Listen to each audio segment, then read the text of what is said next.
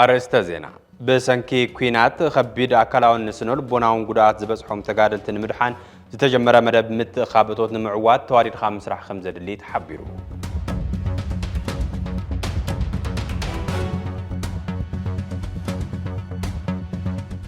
ኣብ ትግራይ ህዝቢ ዝሕምስ ዘሎ ኩሉ መዳው ቅልውላው ንክእለይን ህዝቢ ትግራይ ታዝምናያ ሰላም ንክረክብን ኣብ ዲፕሎማሲያውን ሰላማውን ቃልሲ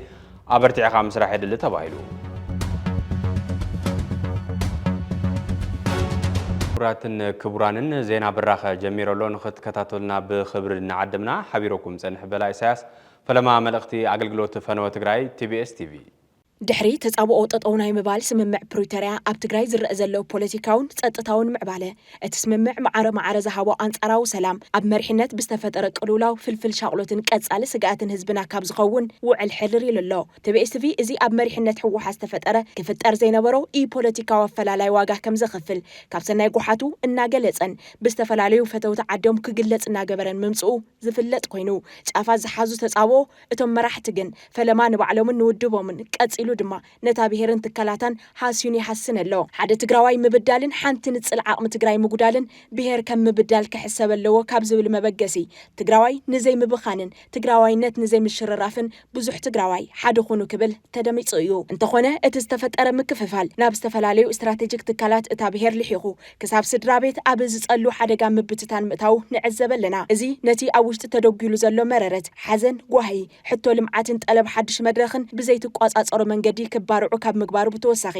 ንህዝቢ ትግራይ ታሪኻዊ በደል ኮይኑ ይሓልፍ ኣሎ ኣብ ውሽጢ ዝተፈጠረ ምድካም ንትግራይ ብኽፋእ ዝጥምታ ሓይሊ ክበዝሕ ኣብ ልዕሊ ምግባሩ ህዝቢ ትግራይ ብገዛእ መራሕቱ ዕድመ ዝግበረሎም ዘሎ ጽምዶታት ሰሜንን ደቡብን ድማ ካልእ ፍልፍል ቅልውላ ምዃኑ ኣይተረፈን ሕዚ መሰረታዊ ኣጀንዳታት ምምላስ ተመዛበልቲ ኾነ ካልእ ብሄራዊ ዛዕባ ከም ዛዕባ ክለዓለ ይረአይን ዘሎ መንእሰይ ትግራይ ልዕሊ ቁፅሪ ብዝኾነ መጠን ናብ ስደት የምርሕ ኣሎ ዝኸኣለ ካብ ትግራይ ይወፅእ ኣሎ ቀሊል ዘይበሃል ቁፅሪ ትግራዋይ ድማ ኣብ መራፂ ናብ ዘይብሉ ሓራን ዘይሓራን መሬታት ይኸይድ ኣሎ ልዕሊ ኩሉ ድማ ኣብ ዓዱ ሰሪሑ ክልወጥ ዝደሊ ዝነበረ ህዝቢ ኣብ ዓዱ ተስፋ ክቆርጽ ዝገብር ኩነታት ተፈጢሩ ኣሎ እቲ ናይ መወዳእታ ድፋዕ ብሄር ዝኾነ ሰራዊት ከምቲ ኣብ ዝቕንያት ዝረአ ዘሎ ናብ ኣደባባይ ሙፃእ ዝጀመረሉ ኩነታት ምርኣይ ዓዲ ክህልዎ ንዝደሊ ኩሉ ዘሕንኽ ኮይኑ ኣሎ ናይ ዝኹሉ ሽግርን ብሄር ሒዙ ዝጠፍእ ሓደገኛ ኩነታትን እንኮ መፍትሒ ህዝቢ ዝብሎ ብኽፉት ልቢ ምስማዕን ምስ ደቂ ብሄርካ ምስ ምማዕን እዩ ንብል እዚ ገና ዘይተሓሰበ እንተተሓሲቡ እውን ዘይተጀመረ ቅዋም መራሕቲ እንተገደደሎም ክሕሰብ ሕዚ ክጅምር ኣለዎ ዝብል እምነት ኣለና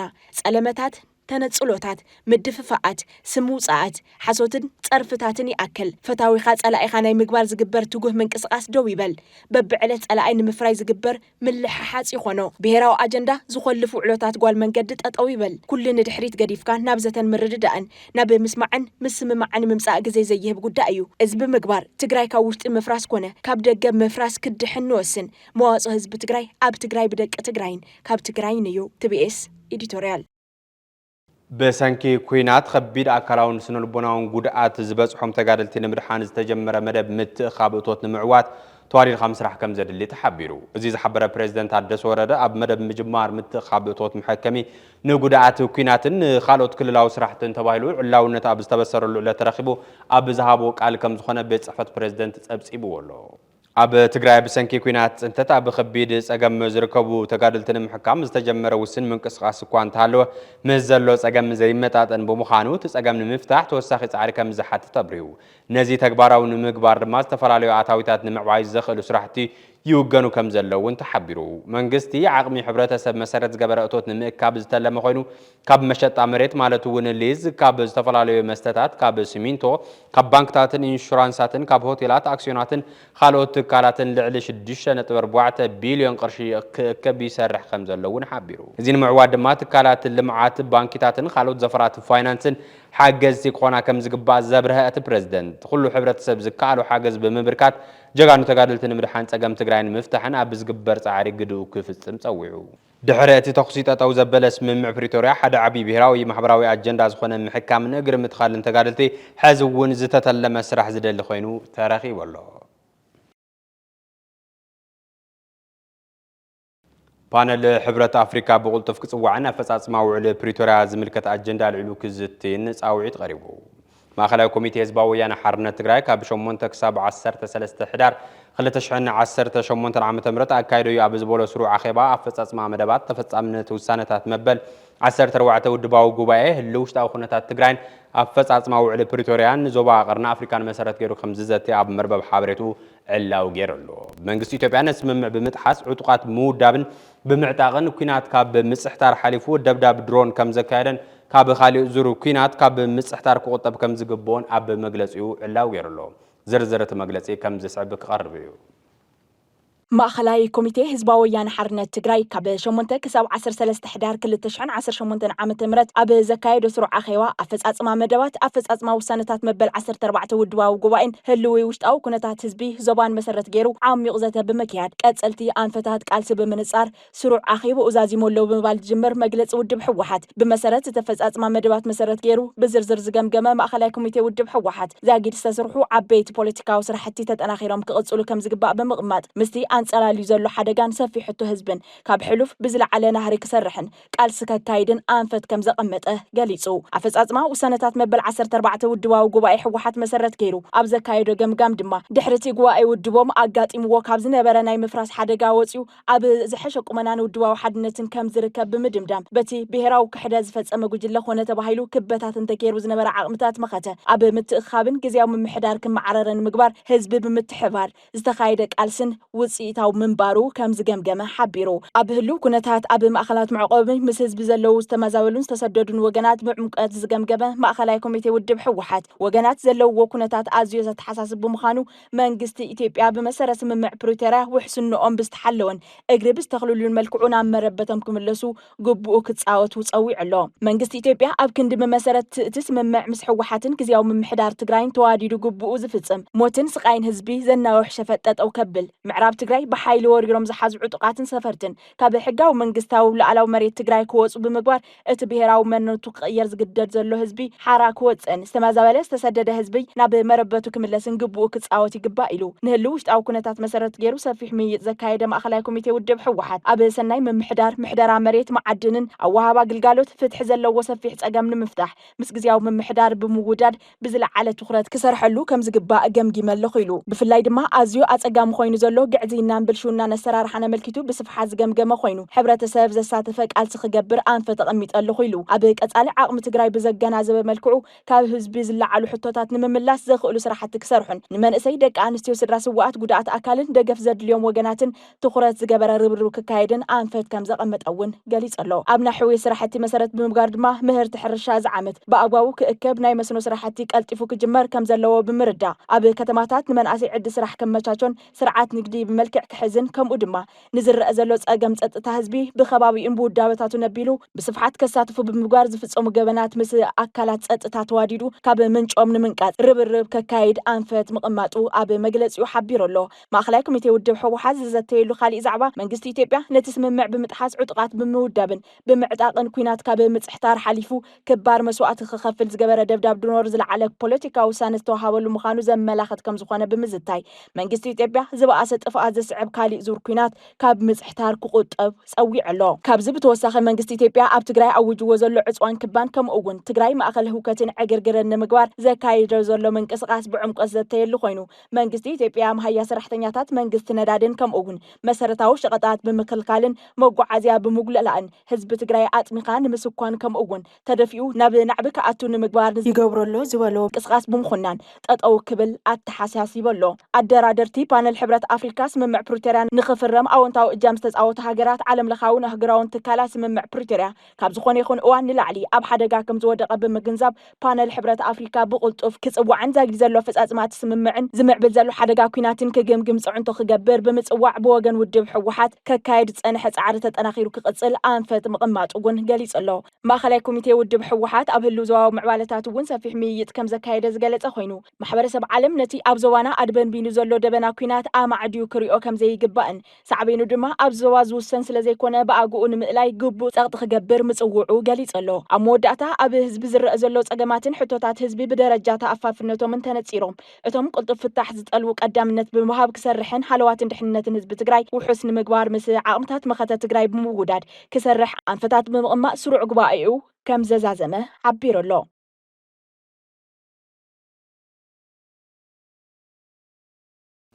ኣብ ትግራይ ህዝቢ ዝሕምስ ዘሎ ኩሉ መዳያው ቅልውላው ንክእለይን ህዝቢ ትግራይ እታ ዝምንያ ሰላም ንክረክብን ኣብ ዲፕሎማስያውን ሰላማውን ቃልሲ በርቲዕኻ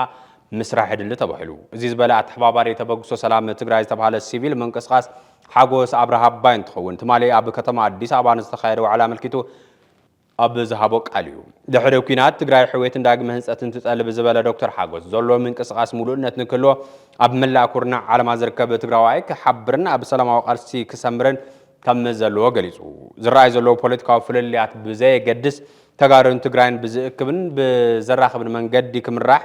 ብምፍላይ ኣብ ጉዳይ ሰላም ድሕንነትን ህዝቢ ትግራይ ምዕሳልን ጸገማቱን ክፍታሕ ርኡይ ለውጢ ምምጻን ቁልፍ ዋኒን ተበግሶ ምዃኑ ሓጎስ ኣብርሃ ወሲኹ ሓቢሩ ተወሳኺ ኣለና ለውጢ ሰላም ፍትሒ ሕውየት ልምዓት ልክመጽእ ዓሊሙ ልተልዓለ ምንቅስቃስ ወይ ድማ ተበግሶ ግዱሳት ተጋሩ ኮይኑ ኣብ ትግራይ መልዓሊኡ ድማ ኣብ ትግራይ ብለለው ማሕበረ ኢኮኖሚያዊ ጸገማት ናይ ስነ ልቦናዊ ቀውሲ ናይ እሴታት ምሽርራፍ ካብ ተወሳኺ ድማ ናይ ሰብኣዊ መሰላት ጥሕሰት ናይ ጸጥታን ሰላምን ስእነት መሰረት ገይሩ ተልዓለ ምንቅስቃስ ኮይኑ ናይ ዚኦም ጸገማት መበገሲ ወይ ድማ ምኽንያት ድማ ፖለቲካውን መምሕዳራውን ጸገማት እዮም ኢሉ ብምልዓል ካብ ዝኾነ ይኹን ፖለቲካ ናጻ ኮይኑ ዝኾነ ይኹን ፖለቲካ ወይ ድማ ውዳበ ወይ ድማ መንግስቲ ዘየለዓዕሎ ወይ ድማ ዘይደፍኦ ምንቅስቃስ እዩ ማለት እዩ ስለዚ በዓል ሱኽ ኢሉ ጠጠው ኢሉ ኢንዲፔንደንትሊ ዝንቀሳቀስ ውዳበ እዩ ናይ ፖለቲካ ውድብ ኣይኮነን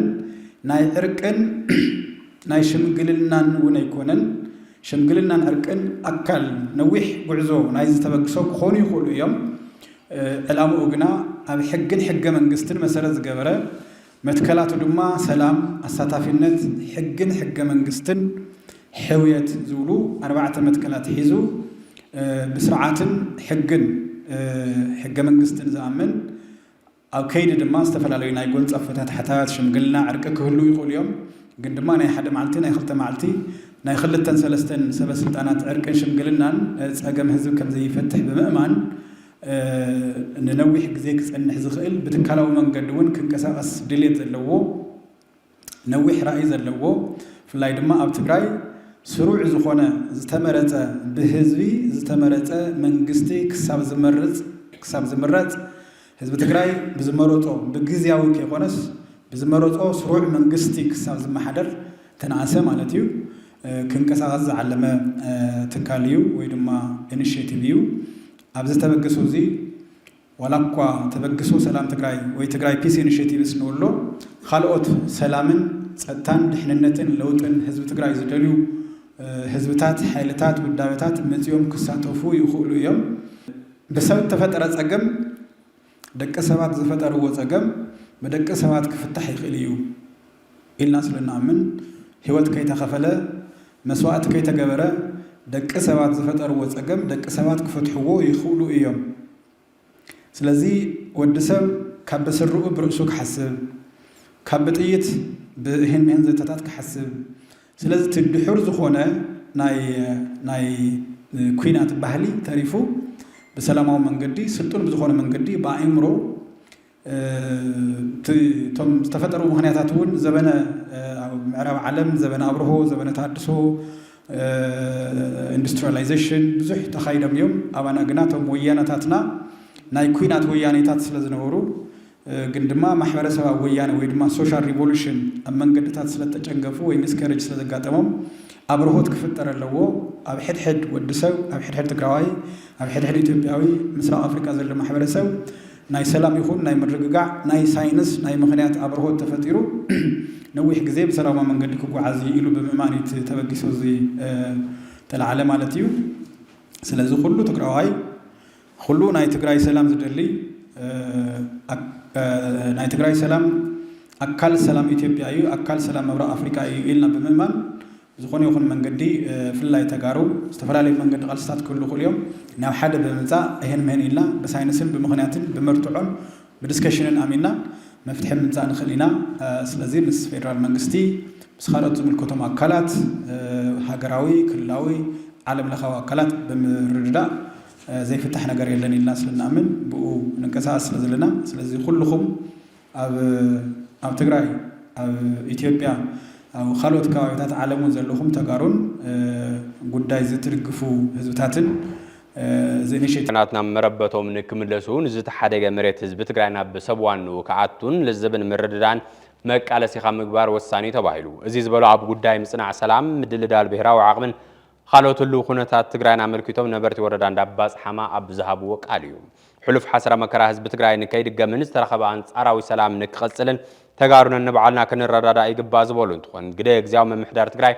ኣብ ምምእዛን እዚ ብሄራዊ አጀንዳ በርቲዑ ንክሰርሕ ፀዊዖም ጉዳይ ኮሙኒኬሽን ወረዳ እንዳባጽሓማ ዝለኣኸልና ሓበሬታ ከም ዝስዕብ ክቐርብ እዩ ትግራይ መሰረታዊ ሕቶ አካይ ተመለሰን ዝነበራ ጸገማ እናደገሰን ሕዝውን ኣብ አካባቢ ዘይኮነስ ኣብ በታናይ ናይ ፖለቲካ ሕምስምሰላ መገዲ 6 ዓመት ዝሓዙ ተመዛበልቲ ዓደዳ ስቃይን ሞቱን ይኾነሉ ብጸላት ዝተሓደገ መሬት ዛጊድ ከይተመለሰ ኣብኡ ዝርከቡ ተጋሩ እውን ጽንታና ተፈጸመሎም ብድምር ዓዲ ኣብ ኻሊእ ሰላሕታዊ ጽንታ ትቕጽለላ እዚ ይዓቢ ኣብዚ ኣትኹሩ ዝተባሃሉ መራሕቲ ኣብ አጀንዳ ጓል መገዲ ውዒሎም እናሓደሩ ትግራይ ንህዝቢ ትግራይን ይጉዳእን የህሰን ኣሎ ህዝቢ ግን ሕዝውን ንመራሕቱ ካብ ምምኻር ኣይቦክርን ኩልኹም ደቅና ኢኹም ኣፈላላይኹም ኣጽብቡ ካብ ምባል ዓደይ ወዓልን ፍሉጥ ኣዝደቀሰስ እንታይ ከም ዝበሃል ግን ዓድና ጠፈ ስም ወዲ ዓዱ ከጸልም ኩሉ ዓይነት ጉልበት ኣብ ዝጥቀም ፖለቲካ ኣለና እዚ ዘተሓሳሰቦም ሃብቲ ርእቶ በበግዚኡ ናብ ትካልና ይመጹ ኣያምበሉ ይብሉ ኣብዚ ሕዚ ሰዓት ትግራይ ብዝሕዝን ንተጋድሎ ህዝቢ ትግራይ ዘይምጥን ኮይኑ ከም ዘሎ ዝነገርና ገለ ነበርቲ እንዳባጽሓማ ናይ ሎሞ ጋይሽ አንደበታት ሰላም እዮም ህዝቢ ትግራይ ኣብዚ ሕዚ እዋን ትፈልጥኹም ኣብቲ ዘጋጠመ ናይ 4 ዓመት ናይ 3 ዓመት ጄኖሳይዳዊ ኩናት ብጣዕሚ እየተሓስዩ ከም ከባቢና ከም ወረዳና እንትርኢ እንተለኹውን ዓብዪ ናይ ሰናይ ምምሕዳር ክፍተት እዩ እዚ ከዓ ኣብ ርእሲ ድኽነቱ ሕብረተሰብ بخفليتات سن يلو عاي صقم أكيد كم أبنت عاوزنا يجزا خفليتات ناي مريت خفليتات مصيب يحز ما حدش ممري ناو ترجع من قدمتها سلام بزخونا من قدم مريحة سنة محداب أنجسكا حرنتو الرجاجيتها تفانقل نبوتو بسلامة ومن قدم الليسكا أو كان دان سلست 4 عمت زأكل بتأمية ناتساقية أمه نسنسات كبسلطان نتراجعها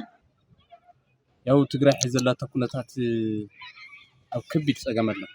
تقرأ أما هم ودكت نركب مالت نزود كتزي زوم صوبته مخنياتات كليو نزود كتزي وانا مخنياتو ناي سرعة ديسكاليو ناي سرعة بلشتيو كاب قدم تحزون ناي سرعة ودكتات زيقات ما حزون كم زلا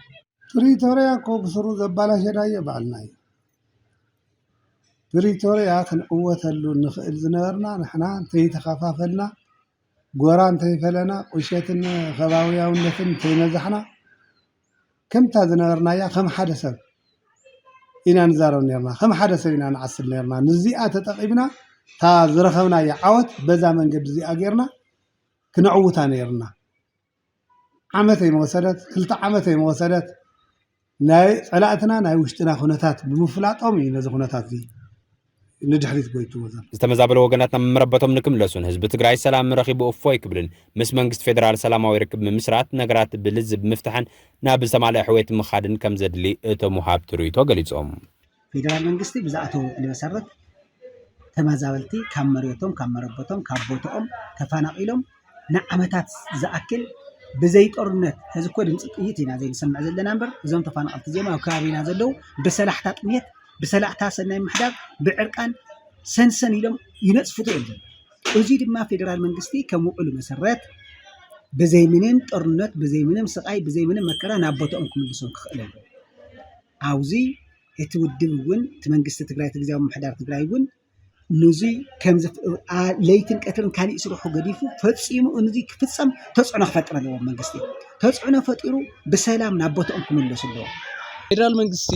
ከገብሮ ዝኽእል ነገራት እንይሆ ማለት እተው ዝዘንእ ትግራዋይ ልክዕ ከም ተምሓራይ ልክዕ ከም ተጋምቤለታይ ልክዕ ከም ኦሮሞታይ ዜግኡ ዝተፈናቀላይ ዚውን ዝተመዘባላይ ዚውን ናውቶ ዜጋ እዩ ተገዳስነት ሒዙ ክሰርሕ ክእለሎ ፌደራል መንግስቲ ክመልሰልና እንተኮይኑ ድማ ንሕና መጀመርታ ካማና ጥንካረ ክእለሎ ካብ ህዝቢ ጥንካረ ክእለሎ በቲ ዘለናዮ መንገዲ እውን ተዋዓልትን መዋዓልትን ዘለዎ ናብቲ ዝድለ መንገዲ ዝመጽእ በዚ መንገዲ እዩ ካብዚ ወጻኢ ብምኹራፍ ወይ ተሓደ ረጊጽካ ብምኻድ መድረኽ ረጊጽካ ብምኻድ ወይ ተፈናቂልካ ብምኻድ ውዕሊ ፕሪቶርያ ክዕወት ኣይኽእልን እንዲያውም ካልእ ዓመታት ክሓተና እዩ ማለት ውዕሊ ፕሪቶርያ ክዕወት ተኮይኑ ግን ህዝቢ ትግራይ ናብ ሓደ ክሓቁፍ ዝኽእል ትክክለኛ መንገዲ ራያ እኮ መሊስናዮም መዋጽኦ ትግራይን ህዝቢ ትግራይ እንደማ ይብሉ እቶም ነበርቲ ኣብ ትግራይ ዓብይ ናይ ፖለቲካዊ ኩነታት ተጋጥሞ ኣሎ ስለዚ እዚ መዋጽኦ እንታይ እዩ ብምንታይ ክፍታሕ ዝብል ሓሳብ እዩ እና ከም ውልቀይ እዚ ክፍታሕ ዝኽእል ኩሎም መራሕቲ ትግራይ ንስንሳቶም መጀመርያ ተስማዕሚዖም ዘጥፍእዎ ጥፍኣት እንተሃልዩ እውን ናብ ህዝቢ ቀሪቦም ይቅርታ ሓቲቶም ተሓደ ተጠያቂ ተሓደ መባረሪ ዘይኮነስ ብሕጊ ዝጥየቅ ኣካል እንተሃልዩ እውን ብሕጊ ንጥያቅ ካብ ሓሊፉ ከዓ ህዝቢ ናብ ህዝቢ ቀሪብካ ብህዝቢ ብይቅርታ ክሓልፍ ዝኽእል ጉዳይ እንተሃልዩ ከዓ ብህዝቢ ይቅርታ ተባሂሉ ዘጥፍኦ ተፈሊጡ ናብ ሓደ ክመጽእ ይግባእ እየ ዝብል ኣነ ምክንያቱ እዚ ምስ ተመለሰ ሓድነት ህዝቢ ትግራይ ክጠናኸር እንተሎ ግን ኩሉ ሰስርሑ እንትሰርሕ እንተሎ እዩ ምክንያቱ ኣመራርሓና ኩሉ ነገር ኣፈላላያቶም ንጎኒ ገዲፎም ናብ ሰላም መጽዮም ንህዝቦም ብሰላም ኣመሓዲሮም እሞ መንእሰይ ወለዶ እውን ኣብ ዝኾነ ይኹን ተሳታፋይ ገይሮም ሰብ እውን ጠሪዑ ቀልጢፉ ፍታሕ ዝረኽበሉ ዝስምዐሉ ኣማቻችዮም እንተኸይዶም ሰናይ ምሕዳር ፍጠር ሕዚ መራሕቲ ፖለቲካን መራሕቲ ሰራዊትን ኤሊታት ተጋሩንሲ መጀመርታ ትግራዋይነት ዝበሃል መንፈስ ክዕስሉ ክኽእል ኣሎ ትግራዋይነት ዝበሃል መንፈስ ዕስልካ ድማ ሓደ ኮይንካ ካሊእ ዘኒ ኤጎ ካሊእ ዘኒ ኣነነት ካሊእ ዘኒኦ ናይ ዝኾነ ዘይረብሕ ጥቕማ ጥቕምን ግዝያዊ ጥቕሚ ዘኒኦ ስልጣን ይኹን ረብሓ ይኹን ገለ ይኹን ከባቢያውነት ዘኒኦ ገዲፍካ ናብ ሓደ ክንስብሰብ ክንክእል ኣለና ክስብሰቡ ክኽእሉ ኣለዉ ማለት ጠንከራታት ዝበሃሉ መራሕቲ ሰራዊታት እኒኡና እዮም ጠንከራታት ዝበሃሉ ፖለቲከኛታት ተጋሩ እውን እኒኡና እዮም ጠንከራታት ዝበሃሉ ኤሊታት ተጋሩ እውን እኒኡና እዮም ነዚ ድማ ሓደ ዝስብስበና ሓሳብ ክህልሎ ንሱ ድማ ትግራዋይነት ዝበሃል መንፈስ ኣብ እምሮና መጀመርታ ክንሃንጾ ክንክእል ኣለና በዚ መንገዲ እዚ ዝተቋላለፈ መሪሕነት ናይ ምዕራብ ትግራይ ናይ ተፈናቀልትን ነቲ ሽግር ክፈትሖ ይኽእልን ከበኣሶ እዩ ዝኽእል ኣብ ውሳነታት ከዓ ዝኸይድ ምስ እዩ ሽግር ዝኾን ዘለውን እዩ ዝብል እምነት እዩ ዘለና ኣነ ዕሪ እዚ ክርአ ኣለዎ ዝብል ሓሳብ እዩ ዘለኒ ምናልባት ኣብ ምስፋን ሰላም ኣብ ዘተን ልዝብን ተጋሩ ድምፀይ ከስምዕ እየ ንዝብልን መዋፅኦ ዓድና ከምዚ እንተኾነኸ ኢሉ ንዝብገስን ኩሉ ትካልና ቲቢኤስ በሩ ክፍቲ ምዃኑ ንገልጽ ቅድሚ 5 ዓመት ከም ዝዕለት ኣብ ልዕሊ ሰላማውያን ተጋሩ ነበርቲ መጋብ ሓውዜን ነጋሽን ማይ ፀብርን ብጥሙር ሓይልታት ኤርትራን ኢትዮጵያን ግፍዒ ተፈጺሙ ጽንታ ትግራይ ከይርሳዕ ከይድገም ካብ ቃል ንላዕሊ በብዕለቱ ዝተፈጸሙ ግፍዕታት በብዕለቱ ክዝከሩን ፍትሒ ክሕተተሎምን ይግባእ ካብ ዝብል ጽኑዕ ህዝባዊ እምነት ንሎሚ ኣብዚ ዝተጠቐሰ ቦታ ህይወቶም ንዝሓለፈ ወገናትናን ስድራ ግዳያትን ምዝካር ሓላፍነት ናይ ስሙዕ ትካል ዋኒን እዩ ድሕሪ እቲ ኩሉ ግፍዕን ሓዘንን ከምኡውን ድሕሪ እቲ ኣብ ፕሪቶርያ ዝተፈረመ ስምምዕ እውን እንተኾነ ኣብ ጽባሓት ስምምዕ ክወፁ ዝግብኦም ዝነበሩ ወረርትን ተስፋሕፋሕቲ ኤርትራን ኣምሓራን ሕዚ እውን ኣብ መሬት ትግራይ ኣለዉ ኣብዞም ብወረርቲ ተታሒዞም ዘለዉ ከባቢታት ትግራይ ዝርከቡ ደቂ ትግራይ ሕዚ እውን ሰላሕታዊ ጽንታ እናተፈጸመሎም ይርከብ ፈረምቲ ውዕሊ ፕሪቶርያ ነጥብታት ስምምዕ ብምፍጻም ሰላምን ሕዌትን ትግራይ ኣብ ምርግጋጽ ኢሉ እውን ንግዳያት ፍትሒ ንበደልቲ ድማ ፍርዲ ክመጽእ ኣብ ምግባር ግድኦም ክጻወቱ ጻውዒትና ንቐርብ ዝርዝር ኣለና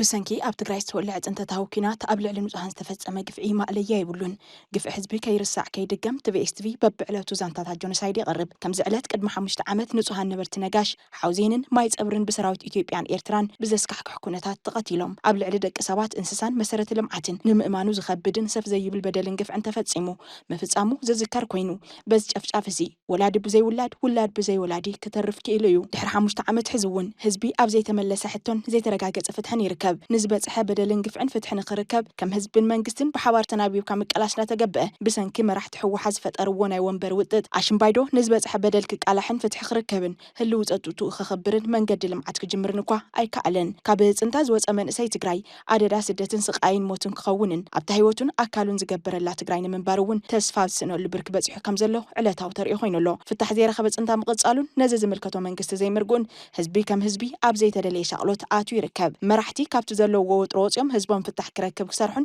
ንዝበፅሐን ይበፅሕ ንዘሎ በደል ዝኽሕስ ስርዓት ከንግሱን ሰፋሕቲ ፃውዒታት ይቐርበለው ብፍላይ ዝተመዛበለ ህዝቢ ክምለስን ዝተቆረሰ መሬት ትግራይ ናብ ሰዋንነቱ ከኣቱን ብዘይ ዝኾነ ይኹን ቅድመ ኩነት ክጅመር ዘለዎ ዋኒን ምዃኑ ብተደጋጋሚ ዝጥለብ ዘሎ ጉዳይ እዩ ከይርሳዕ ከይድገም ዝብል ቃል ጭርሖ ጥራይ ከይኸውን ኩሎም ዓይነታት ግፍዕታት ክቃልሑን ፍትሒ ክሕተተሎምን ብዘይ ምርብራብ ክስራሕ ዝግብኦ ብሄራዊ ዋኒን እዩ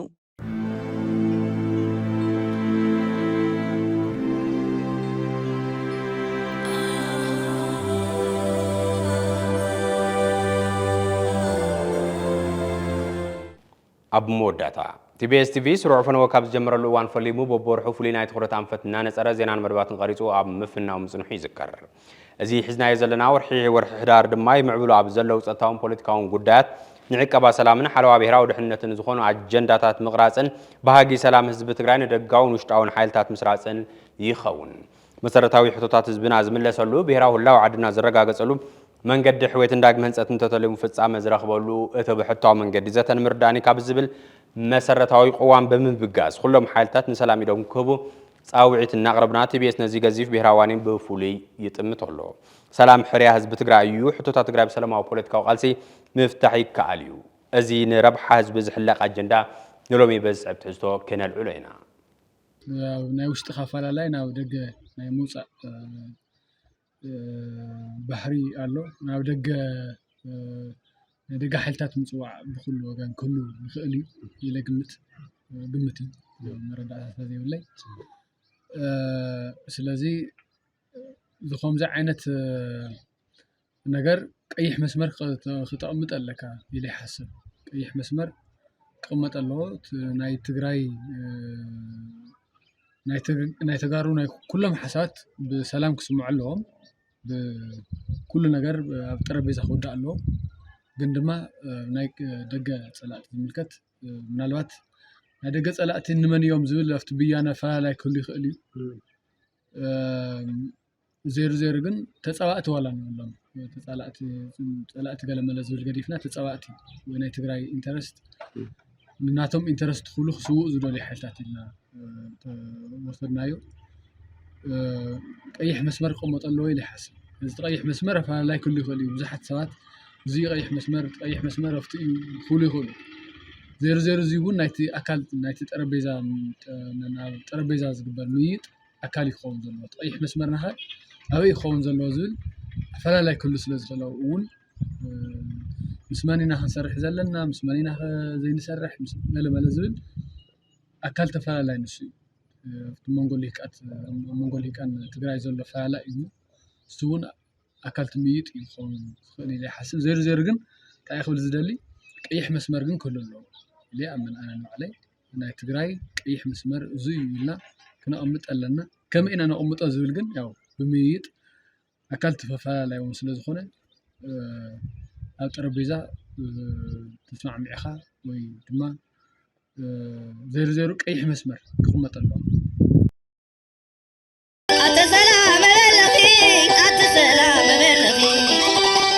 ክልተ ደቅና ነዋዲኺ ውልድን ዋላደ ነባሊዒ ዓዲ ሓጎስ ነይሩ ዓዲ መርዓ ዓዲ ዓበይቲ ዓዲ መንእሰይ ነይሩ ዓዲ ቆልዓ ዓዲ ተስታይ ነይሩ ዓዲ ጣዓ ኣንታ ዝኹሉ ናበይ ኣሎ ህዝብና ሰላም ይበል ኣሎ ክቡራትን ዜናታትና ክትከታተሉ ዝፀናሕኩም ይመስል ነይሩ ምስተረፍ ምድላዋ ቲቢኤስ ሓቢርኩና ጽንሑ ሰላም